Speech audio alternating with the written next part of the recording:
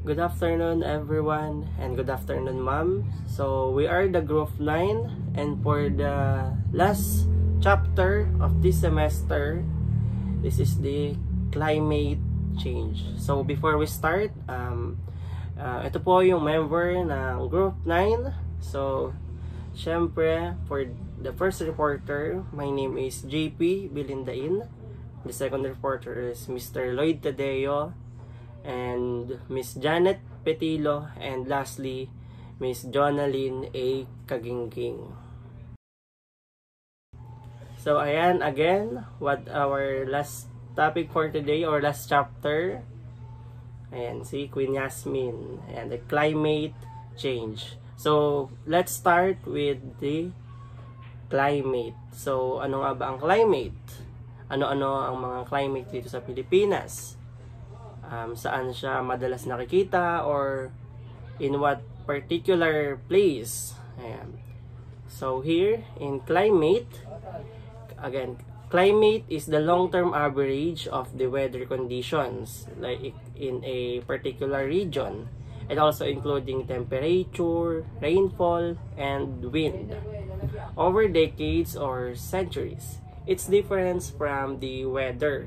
Kasi sa weather, it is short term.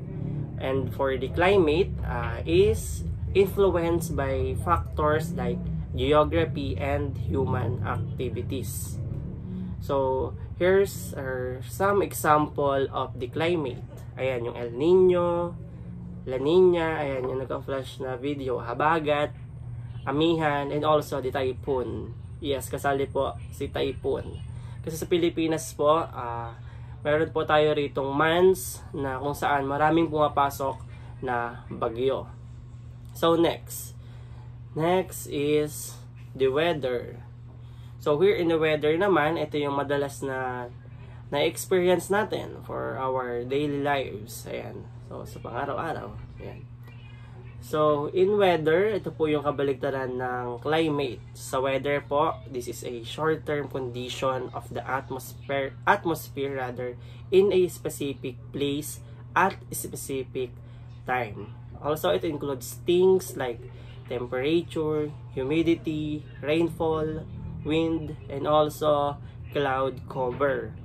Weather can change rapidly from sunny to rainy or cold to hot within hours or days.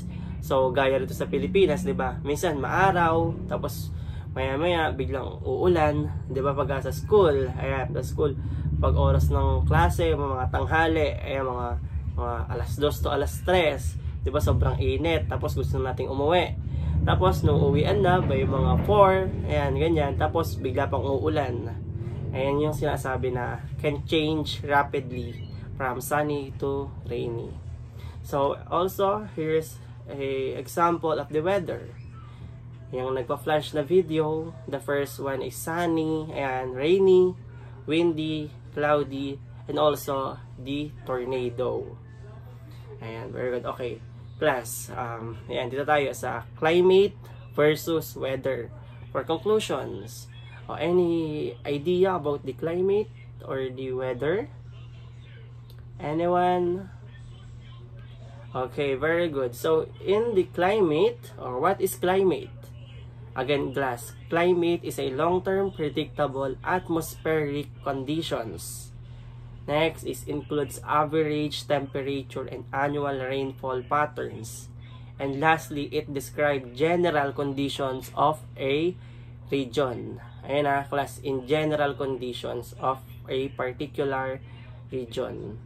So, let's proceed on the weather. So what is weather? Again, this is short-term atmospheric conditions, 'di ba? Unlike sa climate, long-term. Dito is short-term atmospheric conditions. Next is change daily or hourly. Gaya nga ng sinabi ko kanina, pwedeng mainit ngayon, tapos maya-maya biglang uulan. And also, forecast usually cover 48 hours. Ayan, very good, class. So, class, syempre magtatanong kayo dyan ng evidence. So, for the evidence for global climate change, here's Mr. Lloyd Tadeo to continue our discussion for today. Thank you.